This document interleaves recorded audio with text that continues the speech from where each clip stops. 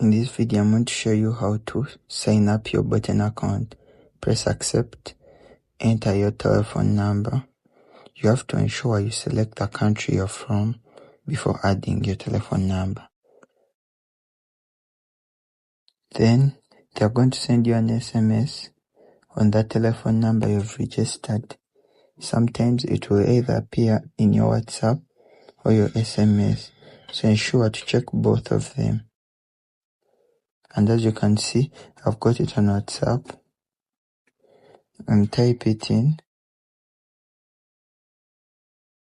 After typing it in, wait for it to load.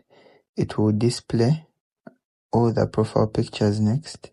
So just scroll through and select a profile picture of your choice. You can also select an image from gallery or take a picture on camera, and then add your name and wait for it to load. Then allow the notification, allow everything in short, and then it will start personalizing your experience. And that's how you sign up for your Bitom account. Give it some time to open, and that's all.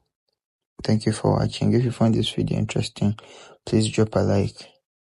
So here is what the app looks like when it's all set up and finished. To sign up, it's pretty easy to use. You can see the controls are all basic controls.